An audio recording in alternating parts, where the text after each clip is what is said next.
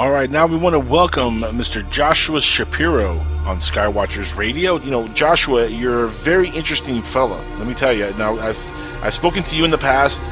We've been on shows where I've been a producer, so this is kind of like the first time that I actually had you on a show, and I'm one of the hosts. Great. But I am a big fan of the crystal skull phenomenon, and let me tell you, you're one of the best researchers on the subject of the crystal skulls that I've seen around. You're an explorer, researcher, and just tell the audience a little bit about yourself and how you came into possession with some of the skulls that you have, because you have quite a collection, right? Yes, I do. I first started with the crystal skulls when I met an amethyst crystal skull that's considered to be ancient or very old, known as Ami, in 1983 in San Jose, California. Okay. My friend had a metaphysical bookstore across the street from the Rosicrucian Park there, and one day I went into her store to see if she needed copies of my first book, Journeys of an Aquarian Age Networker, which takes us back to the early 80s, and she pulls out a picture of this amethyst skull, and it really hit me very strongly. And this is what happens to you when you're going on your spiritual journey, is you will have magical moments where things that you've agreed to do before you were born are placed in front of you, and it just activates something. So when I saw the picture, I became very interested, and I remember, too, there was an inner earthquake and an outer earthquake that went on with that picture.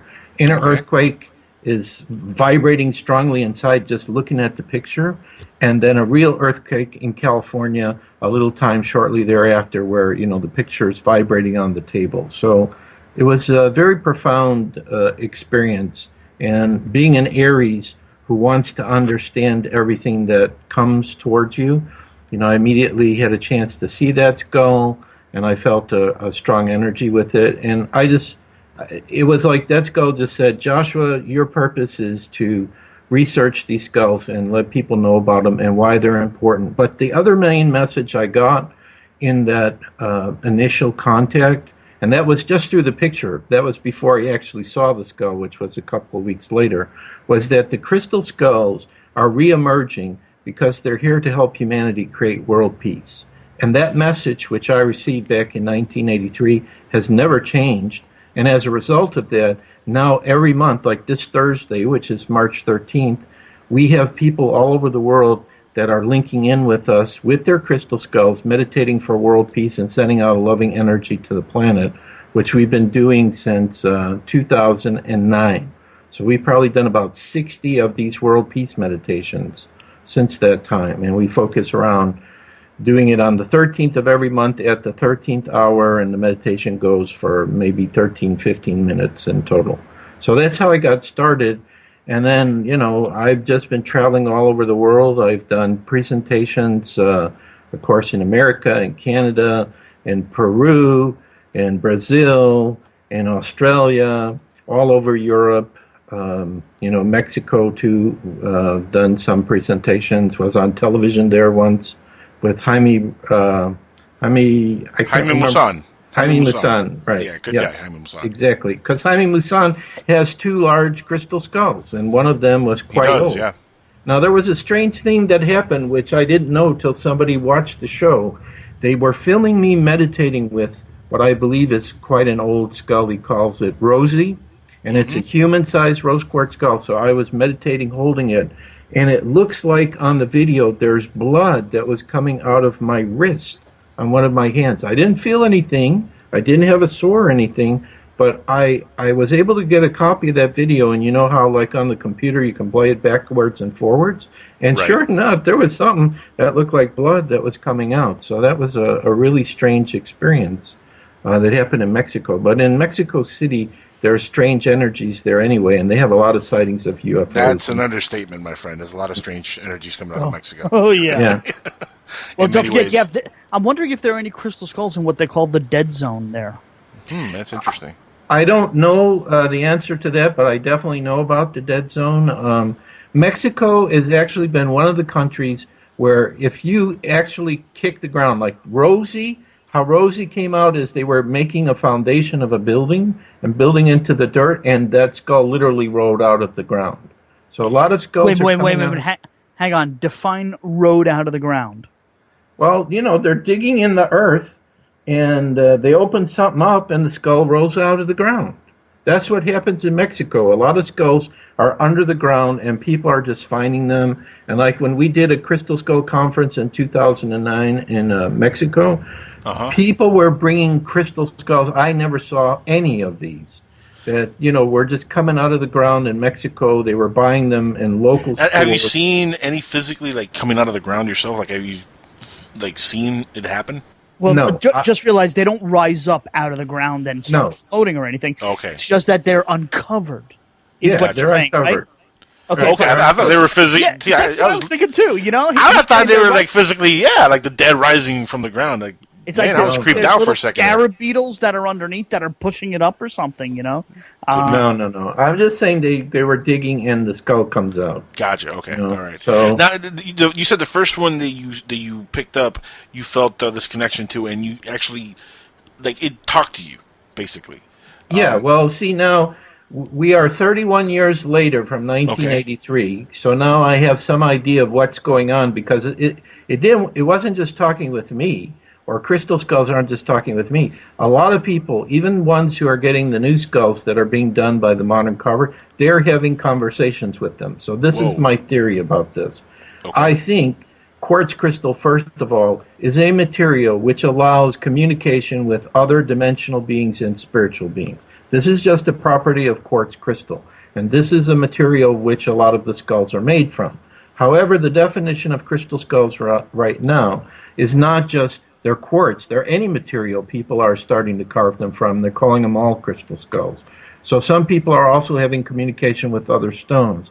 But I just believe that these minerals, they allow, let's call it, other intelligences, to summarize it, to use them as a vehicle to communicate with people here.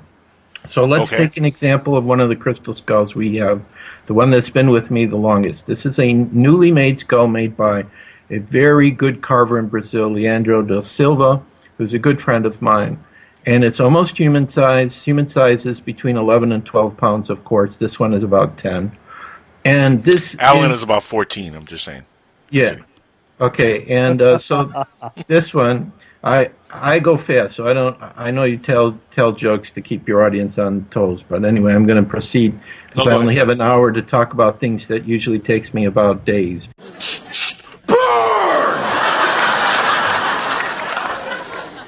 So anyway, this particular crystal skull I have, Portal de Luz, is the name that came to us. Now, this is one of the things that happens with what I call crystal skull guardians, is they get a name and they start having a communication. And the communication comes based upon what's your spiritual gift. So when I'm hearing Portal de Luz speak to me, he's using what I call my think voice. You know, like when I read a book, I hear the words inside my head. So I call that my think voice. But that's how spirit will communicate with your inner voice. Yeah, you can call it an inner voice, your intuition, whatever. Right. But, you know, it's like all of a sudden you're getting ideas in my think voice. I know if it comes from him because I feel energy. I'm sensitive to energy.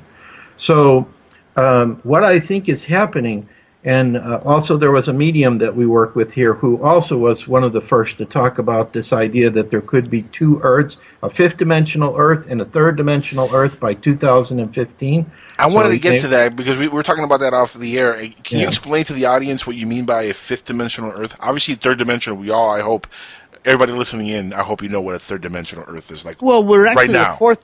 I think we're a fourth dimension because the fourth. Well, if you count space and time, right? Yeah, but we're third-dimensional in what we move up, down, left, right. So it's third-dimensional in that sense. So go ahead, Joshua. Okay, so third-dimensional Earth is what we're in right now, but Seth's right. Fourth dimension is time. But the fifth dimension is what many prophecies have been talking about, which is a higher vibrational state where eventually the Earth moves into this higher frequency, and then, it's much easier to use your spiritual gifts, to communicate telepathically, to have contact with extraterrestrials, interdimensional. It's just a higher vibrational state. Anyway, what this medium was talking about, and when somebody says something to me, whether it's when I'm researching with a medium or I'm talking to an individual, and they tell me something, and I can't shake it, then I feel like my soul, let's say, my inner wisdom, whatever you want to call it. Gut instinct, whatever.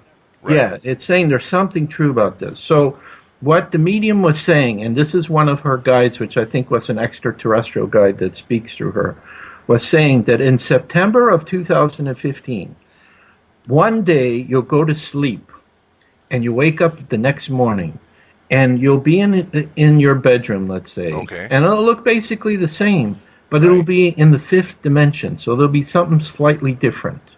And this fifth dimension could also be where Bigfoot goes, too, because a lot of people know that Bigfoot has the ability to become invisible. Where is he going? He's just going into another dimension. Now, people who have spiritual gifts, they're able to pick up, spirits, ghosts, whatever. They're actually existing in a different dimension, slightly removed from our own, and they're using those gifts to sense them. So what this person... Let me stop right there before you continue. When you say that, are you saying then that ghosts are what exactly? Are they us after we die, or are they being just in another dimension that we're kind of interacting with by accident? Well, I think what a ghost can be, it's either a soul that doesn't know it's dead, or it's confused and it won't move on. It's still connected to the things of the earth, but of course, when you go into that ghost mode, which is still spiritual reality, vibrational frequency is different. You pass through everything. Okay. You're trying to talk to people, and if people can't hear that frequency, it's like a radio. If you're not tuned to that frequency, you can't hear the ghost. Okay, now another thing that did come up for me when I used to be part of a metaphysical center in Chicago is there could be a traumatic experience where the emotions, because everything is energy, even though the spirit's not there, the emotions were so traumatic that still there's an energy there, and it acts as if it's like a live spirit, but it's not a spirit. So it could be seen like a ghost as well. You mean like a playback, in other words, what you're talking about? It's an imprint in the environment. Yeah, an imprint. Like, for example, in that particular case, there was an imprint in a painting in the room where, like, somebody died or something like that. And the only way to get rid of it is we literally had to burn the painting in order to release the energy. That's kind of like the whole thing with Ouija boards, right? You can't get rid of it easily. You have to have somebody. What's the thing with Ouija boards? You have to have move out of the house or something and leave it there. Well, what happens is this is my opinion, is the ghost and the spirits that are attached to the earth, they're trying to do whatever they can to still have an experience of the earth. So the Ouija board acts as a dimensional door that allows both positive and negative beings to come through. That's why most people recommend you don't do it that way. It's because it's like a crap shot. It's the same thing like I've worked with some paranormal researchers in Chicago where they use this device, and I forget what it's called, but it rotates the radio frequencies, and you're actually able to hear spirit box. I'm familiar with the spirit box. Yeah. Yes, yeah, exactly. Or psychic box, spirit box, something like that. Yeah, you're right. Yeah, it's called the SP7. What it does is it actually rotates through the AM spectrum. It goes through four jumps in frequency per second, and if there's an EVP or a aware or sentient entity in the environment, you can prove that it's really interacting with you because it is actually making a sentence or a word across multiple channels to communicate with you. Right. So we were working with that, and I noticed too that again it's a crapshoot. Who's going to come through? Because it's like all these different spirits on different levels, from those who are lost to those who want to take advantage of people who have no idea that they're there, to the ones who are brothers and sisters that want to help us. They're all trying to communicate with us in some fashion. Now, another lady that I met who has I think it's an old skull. She lives up in New Jersey, New York area. Her father worked for like ABC or NBC Radio, and they found that there was certain frequencies on the radio band where they heard people were talking, but they weren't being broadcast like, somebody had a radio amplifier or a set or microphone. It was coming from spirit, and they literally had to say those frequencies were not going to allow to ever be used for the radio because they had these people talking on them. And spirit has been trying through, and especially any type of electronic device, whether it's computer, television, or whatever, they're using this as a way to communicate. And so I've had a little bit of experience with that, and I understand it. So that's what I think 2014 is about, is that our brothers and sisters in spirit who are really here to assist humanity to awaken, to remember we're all divine children of God, are using tools like crystal skulls to communicate with us, or these frequencies. And the strange thing that's been happening to me this year, and there's no way I can prove this, is it feels like there are people constantly talking behind me. I feel it, but I can't hear the words. It's just as if our vibrational frequency of our Earth is getting higher and higher, and it's coming to a point where one day, pretty soon, there's going to be more and more openings and more phenomena that's going to go on. I mean, we already have amazing phenomena that's happening. You have crop circles. Yeah, but hold on. Is that a good thing or a bad thing? Let me ask you. Because no, that obviously, would be a good thing. In my opinion, not necessarily so, because, there are what we'll call evil spirits and evil, if you were bad in life, you're probably bad in death. Right. And if these people come through as well, isn't that going to cause more havoc as well? No, because the question. Yeah. Positive spirits that are coming through, it's like the skull experiment, if you had ever studied that one. That's the one where they had probably the most profound direct contact of any, circle of people sitting or, mediums working, etc. The ones that are coming through, and I think this comes from an experience I had when I was living in Las Vegas, and a van struck me from behind. I have actually a PDF book people can actually get by donation about this, where a van struck me and I went in coma, and I have a memory that I was somewhere else for the 3 days that I was in the hospital, that I was at meetings, that I was having contact. So this idea that I'm presenting to you, and I am aware that in the past, when people have tried to communicate with spirit, are you talking with positive or negative type spirits? This is coming from those who are here to assist humanity in the evolution. They have been waiting for probably thousands and thousands of years for humanity to get to a level spiritually and technologically that when they start to make this contact, it's not going to be from fear. It's going to be like, hey, we're receptive to this. We're ready. Humanity is ready to evolve and go forward. I have a very positive feeling about this, and I think it comes from when I was in a coma talking to beings on these levels where they were showing me what was going to happen in the earth. And it's like then they said, but you're not allowed to remember, but you'll start to remember things as time goes on and things happen. A light bulb will link in and you'll go, oh yeah, that's what they showed me. It's starting to happen now. So Joshua, this year, that contact a question though, starting to happen. Why the crystal skulls though? Why them? Why is this the medium they're using to communicate? Well, this is just one of the mediums that they're using. I think the crystal skulls, let's pretend like you're in another dimension and you're saying, how can we reach people on the physical level and do it in a way where, they're not going to be scared or afraid or frightened. Well, why don't we use something that looks like them? A crystal skull has the shape. If it's carved properly, or if it's a very advanced skull that was made by advanced civilizations in the past, like Atlantis, or was gifts from the gods, from extraterrestrials, these advanced skulls, they are very well crafted, very well designed. And some of them, like the Mitchell Hedges skull, which is the most famous, it looks almost exactly like a human bone skull. So the sensing that I get when I'm having, like we talked about Portal de Luz, this communication with one of my personal skulls, I feel like I'm talking to a person. It looks like me.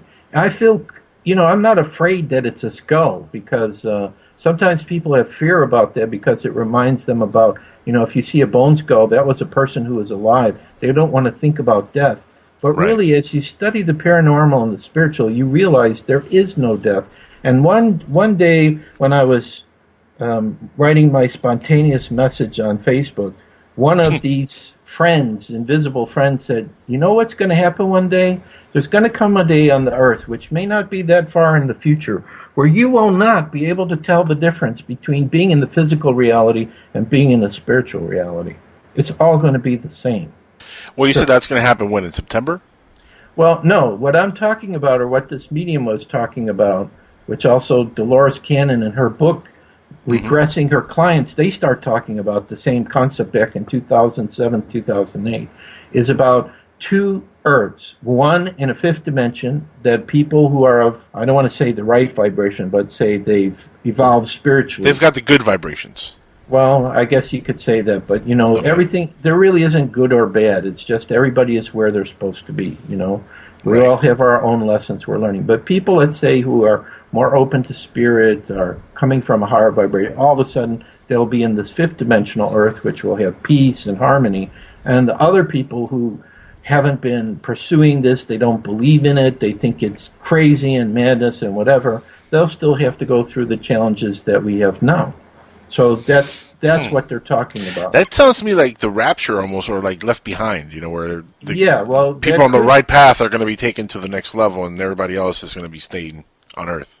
Right. Well, that's what I was thinking too, it's like the rapture. One is taken, but maybe they're not really taken. They're just walking into this other dimension. They disappear from our dimension, from the people in the third dimensional Earth. Then they're taken. I mean, won't we have global meltdown where we see people missing everywhere? I mean, they're going to disappear. Yeah, if that happens, I think that would change the world quite much. But the other thing that the medium was saying, or the spirit guide was, that those who go into the fifth dimension will have the ability to come back into the third to still help. So that's significant, because that would be the kind of person I am. If I have this proper energy and vibration, and I don't judge it, and I don't try to figure it out, I would most definitely want to come back. But I think if those kind of people came back, they would have their spiritual gifts. A lot of times we see these programs like Heroes, where people have special gifts and things. These kind of shows, I think, is a reflection that all of us have these amazing capabilities inside of us. And as the vibration of the Earth gets higher and higher, some of those gifts and abilities are going to start coming out. Like for me... You think that, you think people are going to mutate to the fact that they have abilities like ability to fly or heal or teleport or something like that? Well, I'm not sure exactly to what extent those gifts will come. Healing, most definitely, because that's working with energy. But whether we're going to get Superman capabilities or like Neo got in the Matrix, I don't know. But all of these TV shows, special science fiction TV shows and everything, they are a good reflection that some major explosion is coming for humanity. And I believe that it's going to have to do with spiritual gifts. More and more people are starting to use their intuition, starting to have telepathic contact with other people. Crystal Skull Guardians are having some form of telepathic contact with their skull. There's obviously an intelligence that's speaking through the skull. So that's what my feeling is about it. I'm thinking this is why they're rebooting the TV show Heroes for 2015. Yeah. Could be. Yeah, it could very well be. So I think this is my... Good connection there, buddy. Yeah, thank you. I think this is what happened to us. At the end of 2012, when everybody was going crazy about December 21st, in the month of December, there were so many groups that were doing something. Like we had an online Crystal Skull conference, and we had our World Peace Meditation that month.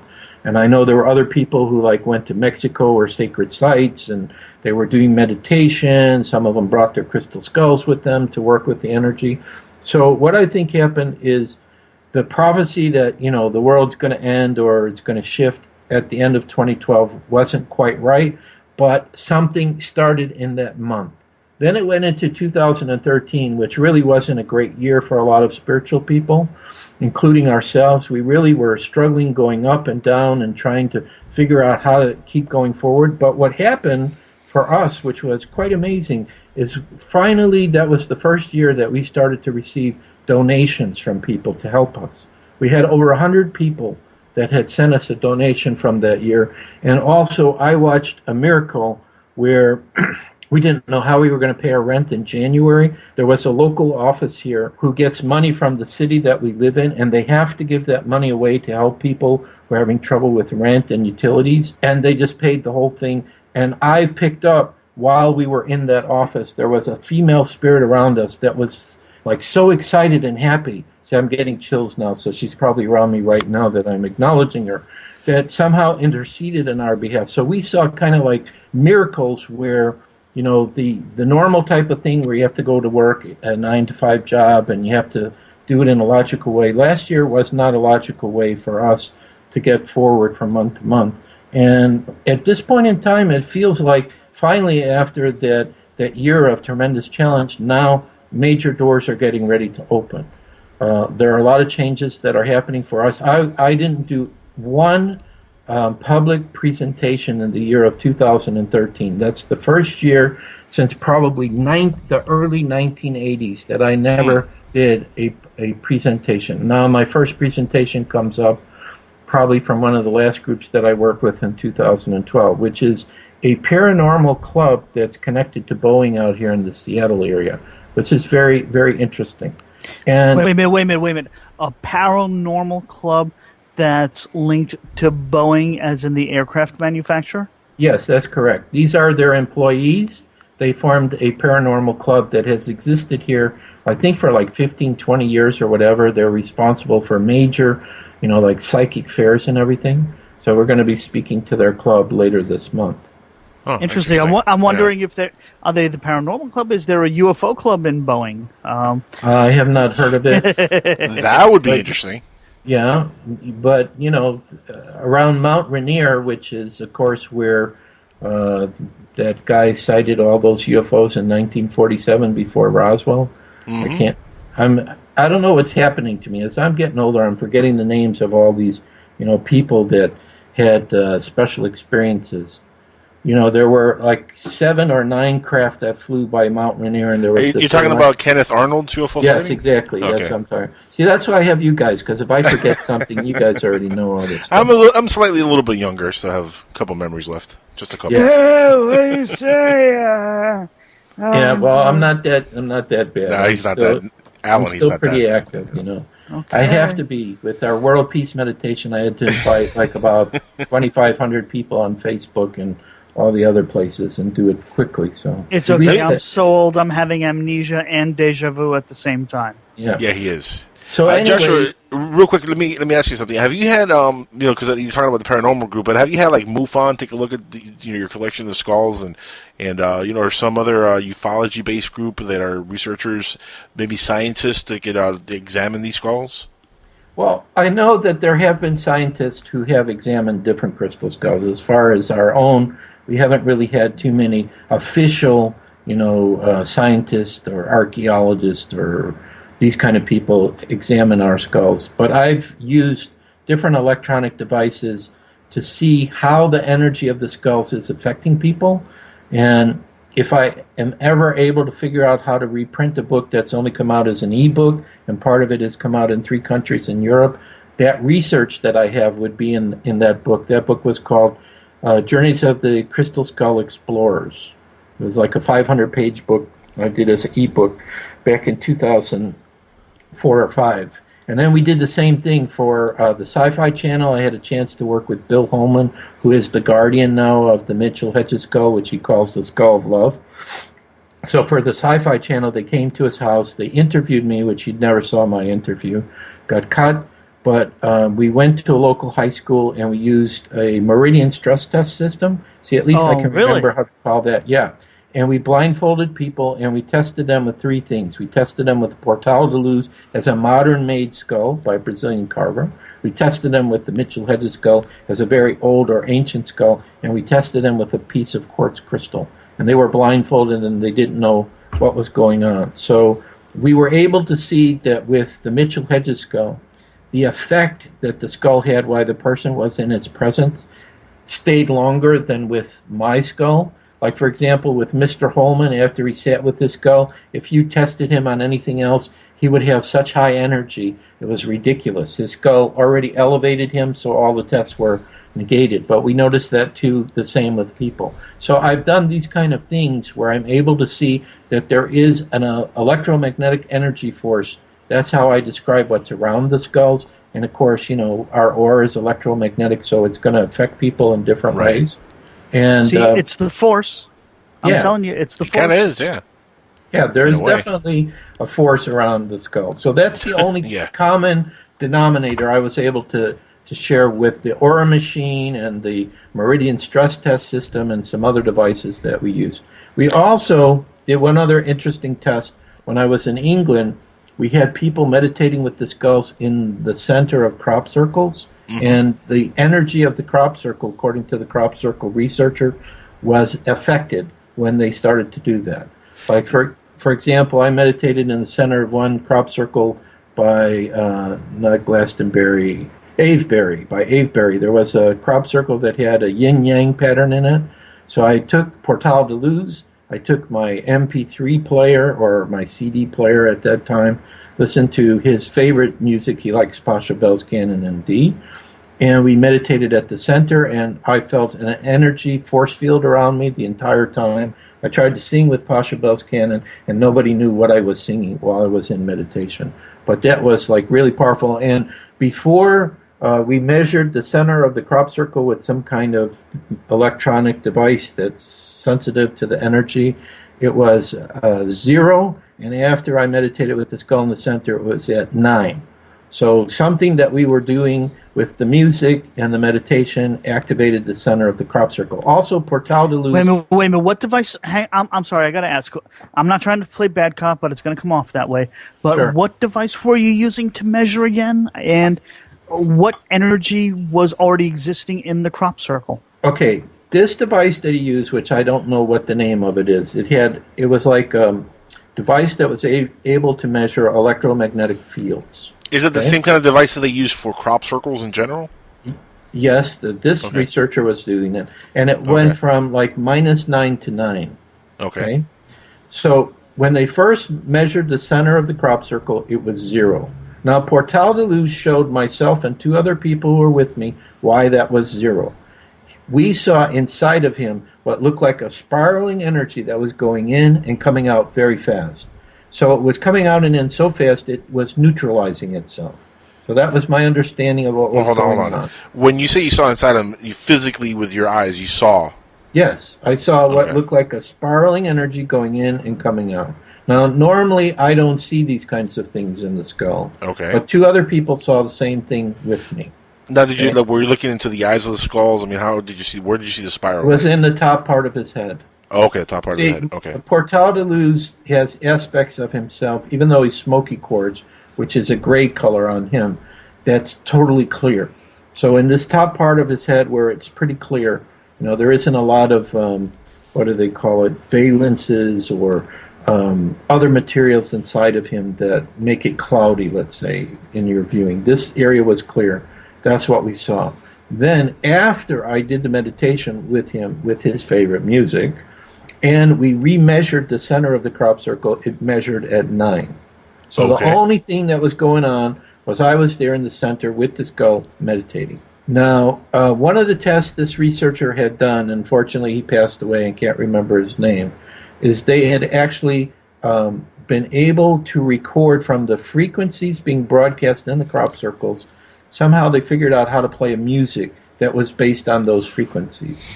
So they already were doing something with music or sound. That's interesting. Now, for people who've never been in a crop circle, how do you know which ones are real and which ones are fake? So I have two comments to make on that. Okay, we actually discussed that here before, and Alan and I had a whole conversation about this, but go ahead. Okay, so the real ones for me, there is a direction that the energy flows. So when you walk with the flow of the energy, it's okay, but if you walk against it, you feel a pressure on your body and you get dizzy. In the fake ones, there's nothing. Could that be radiation left by whatever made the crop circles? Is that where you get that dizzy feeling? What I think happens is a higher intelligence is making these crop circles to cause humanity to think about, what is real. In other words, can we have contact with beings that are beyond our normal reality? So they're using some kind of frequencies or energy that very quickly is able to make this form. So the funny story about this is that the British government was having a meeting and they said, these crop circles, it's these 2 guys, they're going from field to field every night, and they're just making these circles with everything. So we don't give any credence to it. And the very next day after that meeting, on a secret military base, which would have total military protection and armed forces out there, a crop circle appears. So it was like as if somebody was listening to what they said and said, that's not what's going on. To me, the most powerful crop circle, I think, is the one that had the alien face with this kind of binary code on it. Yeah, the Arecibo reply. I was actually going to bring that up. This is an amazing one. It really is. We had sent out a message in space, I think it was when the Voyager was sent out. Yep. That it showed our entire DNA makeup. It showed, the human race, Earth, everything, our solar system. The whole thing was there. It was sent through Arecibo. They replied to us. So now, how long ago was that when the reply? Early 2000s, like 2003, 2004. It happened. Right. Yeah, I'm actually not sure myself, truth be told. I can look that up here in a second, but the reply was amazing. And the big changes was, instead of having a human being, it had what looked like the classic gray. Right, it had an alien face on there. Right. Well, that begs the question, though, Joshua. Why all the mystery? Why not just come forward and say, you know what, we're here, guys. We've always been here. Let's move on to the next step. Why all these dates? This is what always gets me about a lot of this stuff. Is there's always dates. 2012, 1999 to 2000, now 2015. There's always dates, and when they come and go, and nothing happens, and then the dates get pushed forward to another year or 5 years from now. Why not just, Art Bell used to talk about this a long time ago when he said the veil was dropping. That was 15 years ago. The veil still hasn't dropped, Art, unfortunately. When is that really going to happen? I mean, it seems like every time there's a date, it comes and goes. You know what I mean? Yeah, I understand. I'm the same like you. I don't know exactly because it's not in our hands. It's in their hands. And I think what the key about it is let's say an alien race did decide, okay, we're going to make contact. Well, I've heard story that Eisenhower had direct contact with extraterrestrials at a military base. Correct. But, is that the one with Jackie Gleason showing up also? Or? Yes. No, that's exactly. Nixon. Yeah. I think Gleason was connected to that, too. Correct. Yeah, Gleason had supposedly a lot of intel on the whole alien phenomenon. Mm-hmm. He was really interested in the subject, really, really interested in the subject. He's probably the most interested celebrity at his time into the subject of ufology, which is amazing because you look at Jackie Gleason, you're like, yeah, the honeymoon, he's a funny guy. But his interest was, and he had so many connections back then. He was connected to the mafia, he was connected to gambling, he was connected to TV, obviously movies and everything. He was really well connected in everywhere. So it's amazing how much intel supposedly he got, though, right, Joshua? Yeah, definitely. Well, why is UFOs above top secret? Right. And they don't want to talk about it. But I think the reason why the ETs don't make that direct connection that we would all love to have is because humanity as a whole, collectively, we're still not quite ready for that. Even if, let's say, like, what was that movie in the 50s? The Day the Earth Stood Still. Right. Here comes this alien, and he's offering this gift to us. And what do? They shoot him. Okay? So I think what happens is, and this is part of the sensing what I had when I had my coma, is like there is an exact time that these extraterrestrials, because they can see everything that's really going on the planet on many, many levels, not just from a technological point of view, I think from a spiritual point of view, from a sociological point of view. They see where humanity is as a whole right now. And they also realize, too, that we're having some problems with so-called negative extraterrestrials, whether it's Greys or Orion or wherever they're coming from. We're seeing like all kinds that are being drawn to the Earth, and unfortunately, the negative ones are the ones that usually get the most press, versus the positive ones who have to follow, I guess, a Star Trek type of thing where they can't directly interfere until right. They have a prime directive. Time. Yeah, exactly. Right. But the thing that I think has happened, and I read this in so many books, star people and wanderers, galactic beings, sacrifice their higher, more peaceful life to incarnate as humans. They had to come down as humans, otherwise people will make them into gods, to try to help with educating people about all these different things to do with the paranormal and spiritual wisdom and knowledge and things like that, as well as be the hands and feet for many of the galactic people to do things down here. Like, maybe this world peace meditation we're doing was inspired by extraterrestrials. Maybe when we have hundreds of people all over the planet on this Thursday meditating with crystal skulls, they link into us, and they link into our skull and start sending out a very high positive energy. They have that opportunity to do that. So it's just a question of time of when humanity collectively is ready. You and I, we're ready. Hey, come here. We want to talk to you. We got all these questions. We want to work with you. We want to bring peace to this planet. But there seems to be a higher divine timing when all of this is going to happen. But I am going to say one thing about what I'm noticing this year. When I'm in my home where, we create our own space and we're doing all of our spiritual work and everything. So I'm basically a very calm, peaceful energy. But when I go outside, I feel like I'm going into another world. It's like, I'm walking and there's people around me and they have no clue of what's happening around them and what's going on. I'm not saying not all of them, but I'm saying still a majority. A good majority, yeah. Yeah, right. They still don't. They don't want to know. They follow what their religion taught them and so on. Right. It's funny you bring that up. I had the funniest thing happen to me today, Joshua. I went to a dollar store to buy an item, and in line there's a young man talking to somebody on the phone with his girlfriend there, and he's having an argument about religion, and he's literally telling them, I don't care what they tell me, I don't care if they accept me or not, I'm going to be a Muslim, I'm going to do this, I'm going to do that, I'm going to accept my own religion, I'm my own man. And I looked at him and I was like, this is a guy who's extremely brainwashed. Mm-hmm. It's all brainwashing. It really is, isn't it? I mean, all religions, in many ways, is all just a form of brainwashing to condition the masses. But here's the thing. You're talking about today's people. Forget religion for a second. There's so many distractions on this planet that's why people are not really in tune with what might be really going on, because they have sports, movies, TV shows, radio, all kinds of distractions. So religion is really kind of dwindling down to almost nothing at this point compared to all the other distractions that people have. Isn't that a fair assessment? I think I'll say so. Amen to that. Yeah. Yeah. Thank you. Amen.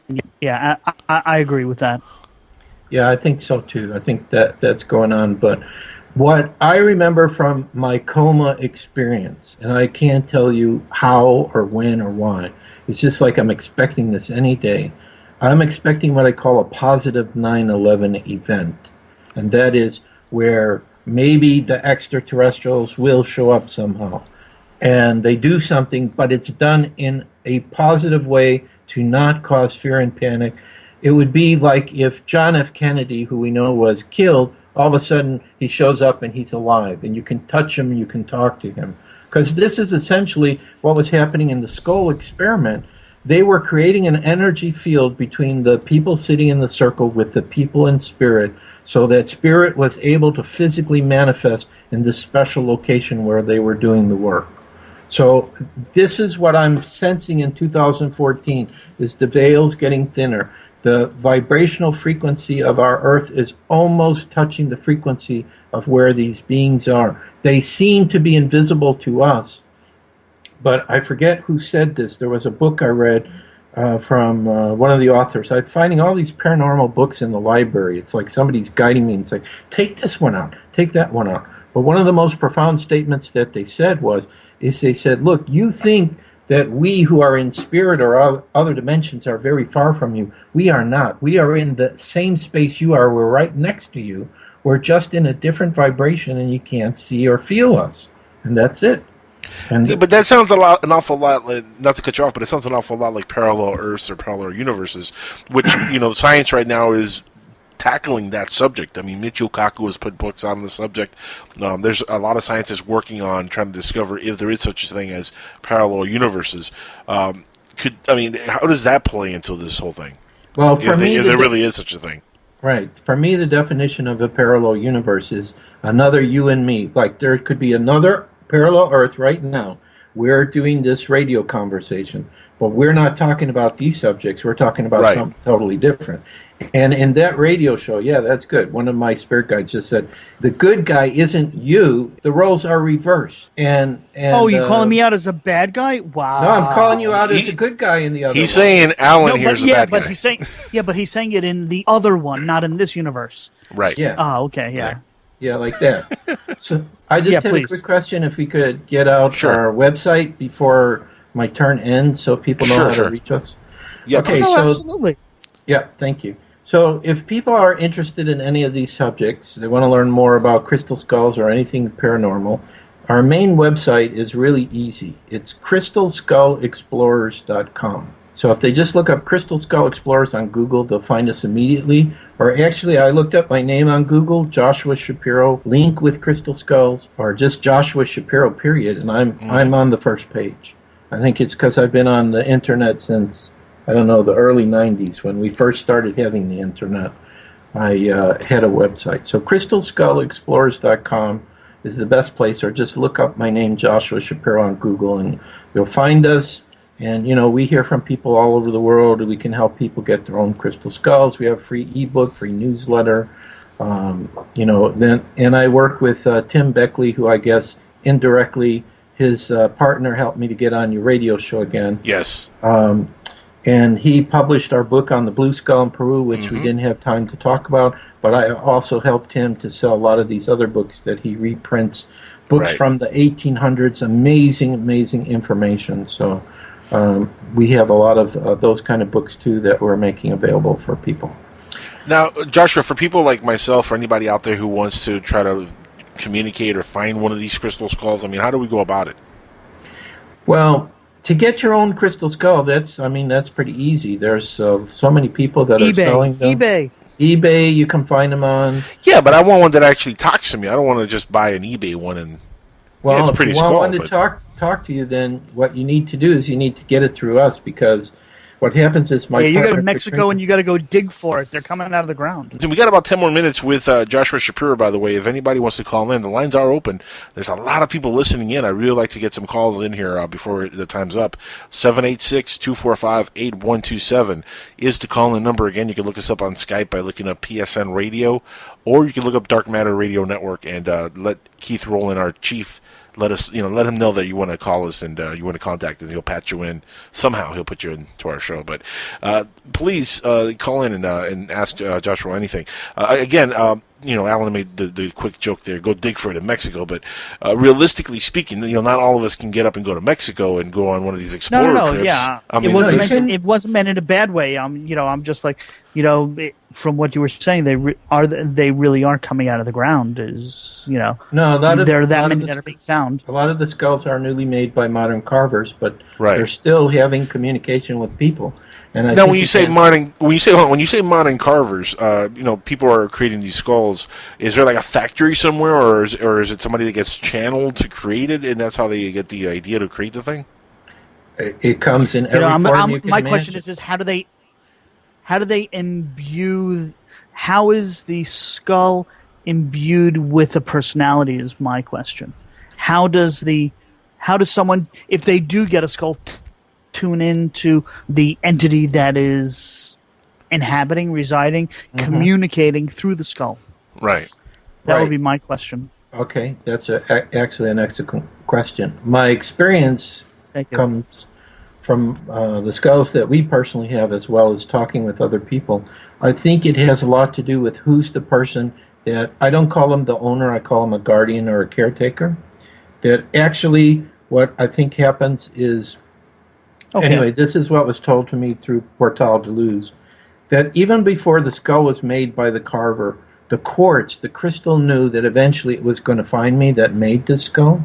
And so probably even before the crystal is put into the shape, the spirit already can see where it's going to go and knows what person's going to have it, and it start linking into it.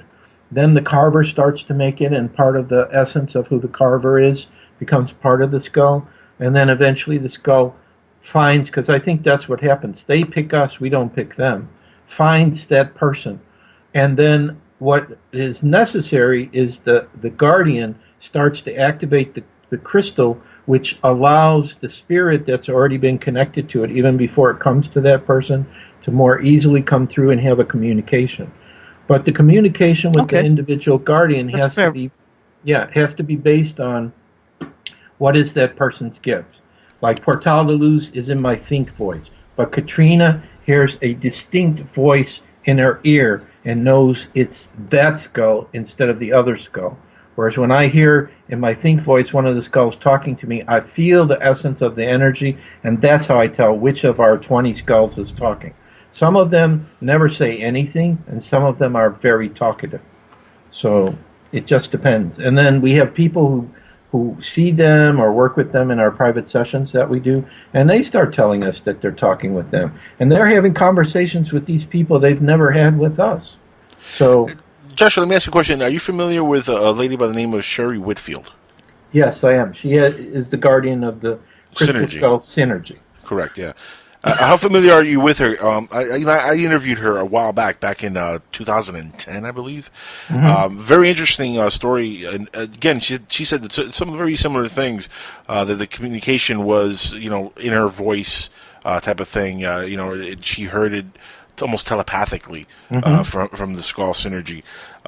Is that common? Really? Do a lot of people report that they have that kind of communications? I mean, because I'm finding it like difficult to believe that there's so many people having these communications with these skulls. It's weird for me. It's weird to me to wrap my head around this whole thing. Well, I'm sad to report to you then that there are a lot of people who are having these kind of communications. Why so many skulls? That's the thing. I understand if maybe there's a race to put a few on Earth. To try to communicate with the Earth, but you have quite a collection. Of course, there's the builders that are building them now, and they're being sent messages. Why so many? That's what really boggles me. Well, I think what it is let's say, for example, and I'd probably be underestimating it, that there are 100,000 crystal skulls that exist on the planet, which would be a combination of the very old ones or ancient ones, what we call old skulls, which would be made by, let's say, more primitive tribes. The new skulls, and now there are ported crystal skulls, which are skulls that are coming through mediums that are coming from nowhere, purportedly, but obviously they're coming from somewhere. If we had that many skulls, obviously they would be all over the planet. And even if the guardian doesn't know how to work with them, like we do, or when we do our ceremony or meditation, just the fact that they're sitting in some location of the Earth, and the skulls tell us they're all interconnected. They keep showing me some kind of etheric energy network that I keep seeing in the sky, which I don't know how that works exactly, but that's where I see it. And they're all interconnected.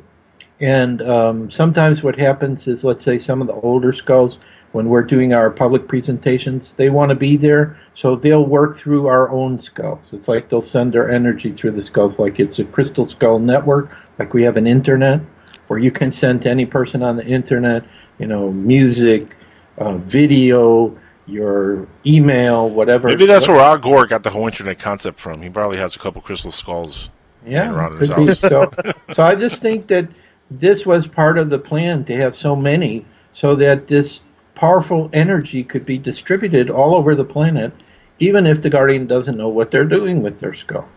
And a lot of times what happens is certain guardians wind up, like I think this is what happened to us. We were literally guided to come to the Seattle area. We did a coast-to-coast trip. We were on the East Coast, and we traveled from North Carolina all the way to Washington State. And then we went to San Francisco so I could do that TV show that I was on for National Geographic. And then we came back here, and something just called us to be here. So it could be that part of the reason we were brought to this area, which is a very organic area, by the way, energetically. There's a lot of amazing things going on. Besides the fact that the Seattle Seahawks won the Super Bowl, that's another story. No kidding. But the skulls had nothing to do with that, right? No, as far as I know, they're not football fans. It had to do completely, in my opinion, with... They have better pot up in Seattle, that's what it was. Yeah, with the collective energy of the people here. They were so much rooting for that team that I think they couldn't fail. It was like they had all this extra power and energy behind them that they just totally killed Denver in the Super Bowl and couldn't look back. And don't be surprised if they're not there again, for next year's Super Bowl. And now Joshua, I want to see what happens with their baseball team if the 12th man carries into the baseball team. I know they picked up some good players. Robinson Cano. Yeah. Yeah. But, one player isn't enough to make a championship team. That's true. But to Well, do all it, I could say, Am I the only one that found it funny, though, real quick? Am I the only one that found it interesting and funny that the Super Bowl was played by the two teams that just had cities legalize pot? No, I didn't know Played that. in this, and they played in the Super Bowl. Think about that. No, I didn't know that. I just know there were a lot of coincidences around the number 12 for the Seahawks to win. The local announcer, so many synchronicities around that, it was amazing. Plus the energy, too, I watched when they had the celebration on television. It's just like the people were going crazy. So it's kind of died down now. It's not like, you walk on the street and everybody's hugging each other and so on. It's like a normal city now, but it was pretty interesting. Seattle's a beautiful city. I got a lot of friends out there, and Seattle's it's a great place, and they deserve it, man. They haven't had a win in a very long time on any sport, really. Plus, we only had one day of snow, as everybody else was getting creamed here in the U.S., other major cities. We just had one day of snow. It was amazing. That's of course, you could go into the mountains that are about 30-minute drive, and you would have snow for skiing. But I'm talking about down here in the Seattle area. There wasn't any snow. It's just a very nice temperature-wise summer and winter. It doesn't get too cold, doesn't get too warm. We don't have any air conditioners in our places here, so it's pretty interesting. It's nice. Yeah, you guys don't need it out there. Unfortunately, down here in Miami, we do need it. Yes, it gets all kinds of warm. It's like December 25th, and it was like 89 degrees or 90 degrees. Oh, wow. It's horrible. Not a white Christmas at all. Joshua, look, we're almost out of time here with you. I know we had an hour segment only with you planned, but I've had a great time having you on. Once again, let's give out the web address, which can be found on our website, by the way, guys. It's on skywatchersradio.com. But give out the website address so it is on the podcast later on. Give it out one more time. So again, our main website is crystalskullexplorers.com, and we have another website, a WordPress website, at whoarecrystalskulls.com. So either website, you can see all the real cool stuff we have. Very cool. Again, look, whether people believe in the crystal skull phenomenon or not, it's an interesting subject. Before we let you go, though, me and Alan were talking about before the show about a very sinister movie that came out a few years ago that dealt with the crystal skull phenomenon and has left a bad taste in a lot of people's mouth and minds. I'm talking about the Indiana Jones movie in the Kingdom of the Crystal Skulls. What did you feel like when you saw that movie? Like, what was your feeling towards that film? Well, have you seen the movie? Oh, of course, I've seen it several times. I saw it in Brazil, actually, when it first came out. I was at a UFO conference there. So that was kind of interesting. But what I felt is I was actually very positive about the movie, even though they were not showing the crystal skulls in their true light. It opened up a lot of doors. People didn't really know about crystal skulls prior to that. And even though they showed like a sinister aspect to the skull, they showed some true aspects about the skull as well, like the connection with UFOs and things like that. So, well, there really wasn't that much sinister stuff. I mean, when you look at it, the skull was just trying to find his way back to the collective so they could take off. I mean, there was the sinister was the bad guys trying to get to the skull and find out, what the secret was and stuff. But the skulls itself was kind of like neutral. There really wasn't anything sinister. Do you think that could happen though if all the skulls are collected up like that and rounded up? Do you think that might be a possibility that all of a sudden they unite like that and that is what drops the veil to the next dimension? Yes, I do that, but which collection of skulls that will be, I don't know. I mean, there's been gatherings of more than 13 skulls. At these conferences, they've had hundreds of skulls together, and of course, nothing happened like that. But I think that there is a specific set or sets of skulls that need to come together, that when the right ones do in the right place, that such a happening, taking the world into a higher vibrational frequency is possible. And this is part of the prophecies that some of the indigenous cultures who are connected with crystal skulls talk about. So that feels really comfortable for me, but it's a timing thing, and it's not something that somebody can make an appointment for and say, okay, on this date we're going to bring them all together and this is going to happen. I think it's just going to happen spontaneously, right time, right place, boom. And that's what I show in my movie. We have an action adventure film we have a script for where I show that happening. That spontaneously on a certain day, 13 skulls come together in a certain place in Brazil, and the world transforms into peace instantaneously after that event happens. But before it happens, there's the good and the bad forces having to fight with each other. The bad forces trying to prevent the skulls from coming together and have the power of the skulls, and the good forces trying to make sure that everyone comes together in the right time at the right place. So I think that has happened in the past, and probably to some degree is still going on. There are probably some skulls that maybe some governments have, that aren't sharing them with the people or whatever, but eventually it will all work out, and I have this guide who says he's me in our future, and I just see total world peace coming, so I just accept that. Well, let me ask you, if the 2015 date, which is September 2015, come and goes and nothing happens, where do you go from there?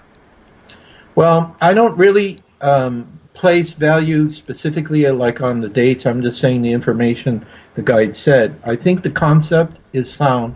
I think eventually something of this order is going to happen. I think I got a little bit of confirmation seeing another book talking about exactly the same thing, and this medium had not had any conversations with Dolores Cannon.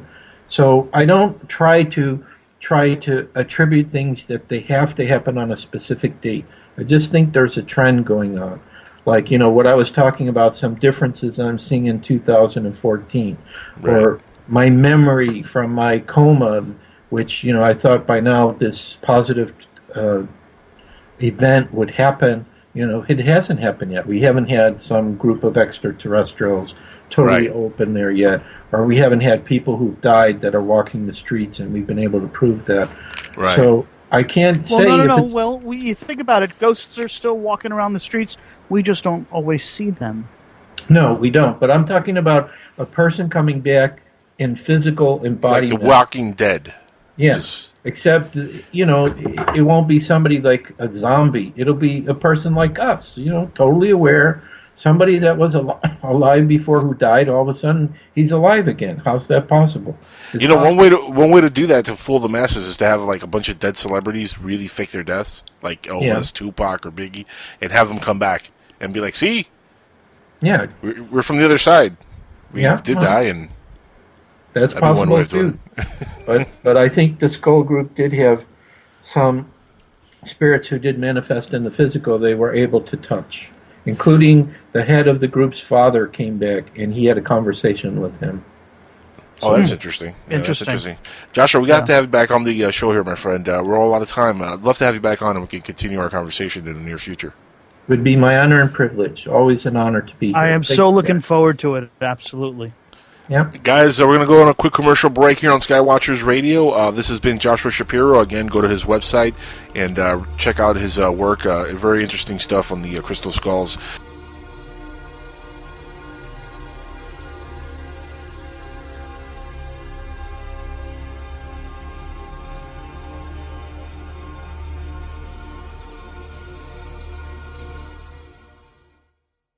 Basically.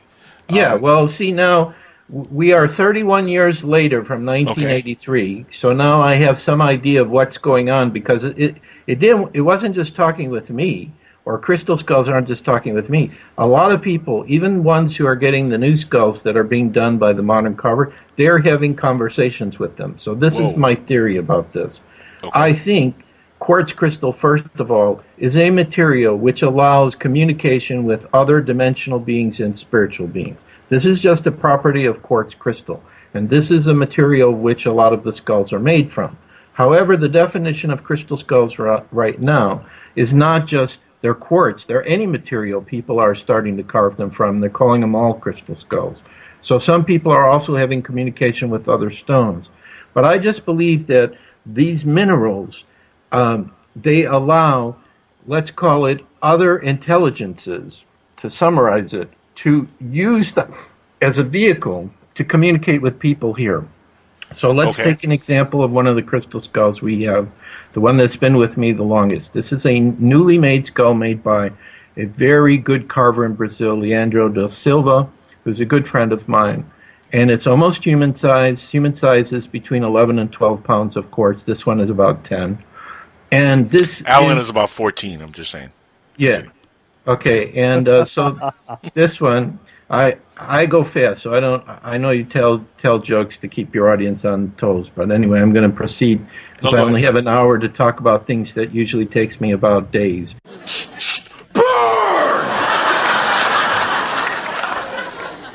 So anyway, this particular crystal skull I have, Portal de Luz, is the name that came to us. Now, this is one of the things that happens with what I call crystal skull guardians, is they get a name and they start having a communication. And the communication comes based upon what's your spiritual gift. So when I'm hearing Portal de Luz speak to me, he's using what I call my think voice. You know, like when I read a book, I hear the words inside my head. So I call that my think voice. But that's how spirit will communicate with your inner voice. Yeah, you can call it an inner voice, your intuition, whatever. Right. But, you know, it's like all of a sudden you're getting ideas in my think voice. I know if it comes from him because I feel energy. I'm sensitive to energy. So what I think is happening, and also there was a medium that we work with here who also was one of the first to talk about this idea that there could be two Earths, a fifth-dimensional Earth and a third-dimensional Earth by 2015. I wanted to get to that because we were talking about that off the air. Can you explain to the audience what you mean by a fifth-dimensional Earth? Obviously, third-dimensional, I hope, everybody listening in, I hope you know what a third-dimensional Earth is like. Well, we're actually right now. a fourth. I think we're a fourth dimension because the fourth. Well, if you count space and time, right? Yeah, but we're third-dimensional in what we move up, down, left, right. So it's third-dimensional in that sense. So go ahead, Joshua. Okay, so third-dimensional Earth is what we're in right now, but Seth's right. Fourth dimension is time. But the fifth dimension is what many prophecies have been talking about, which is a higher vibrational state where eventually the Earth moves into this higher frequency, and then, it's much easier to use your spiritual gifts, to communicate telepathically, to have contact with extraterrestrials, interdimensional. It's just a higher vibrational state. Anyway, what this medium was talking about, and I can't, when somebody says something to me, whether it's when I'm researching with a medium or I'm talking to an individual, and they tell me something, and I can't shake it, then I feel like my soul, let's say, my inner wisdom, whatever you want to call it. Gut instinct, whatever. Right. Yeah, and I felt a strong energy with it, and it was like that skull just said, Joshua, your purpose is to research these skulls and let people know about them and why they're important. But the other main message I got in that initial contact, and that was just through the picture, that was before I actually saw the skull, which was a couple of weeks later, was that the crystal skulls are re-emerging because they're here to help humanity create world peace. And that message, which I received back in 1983, has never changed. And as a result of that, now every month, like this Thursday, which is March 13th, we have people all over the world that are linking in with us with their crystal skulls, meditating for world peace and sending out a loving energy to the planet, which we've been doing since 2009. So we've probably done about 60 of these world peace meditations since that time. And we focus around doing it on the 13th of every month at the 13th hour, and the meditation goes for maybe 15 minutes in total.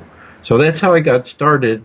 And then, I've just been traveling all over the world. I've done presentations, of course, in America, in Canada, in Peru, in Brazil, in Australia, all over Europe, Mexico too.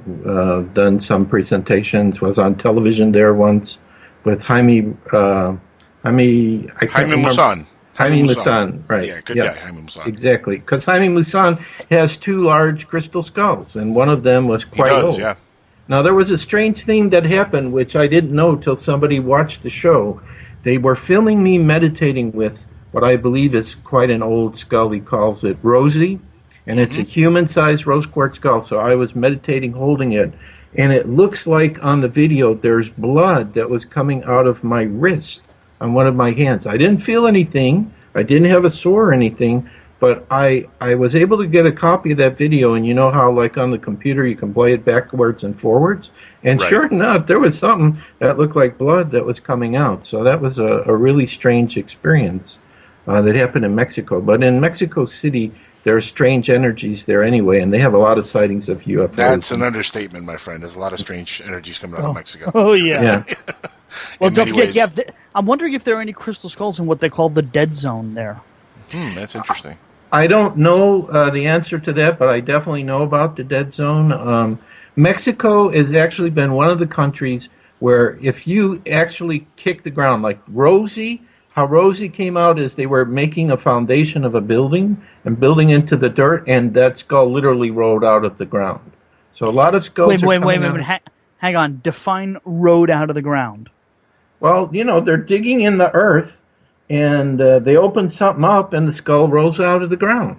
That's what happens in Mexico. A lot of skulls are under the ground, and people are just finding them. And like when we did a Crystal Skull conference in 2009 in Mexico, people were bringing crystal skulls. I never saw any of these that, were just coming out of the ground in Mexico. They were buying them in local stores. Have you seen any physically, like, coming out of the ground yourself? Like, have you, like, seen it happen?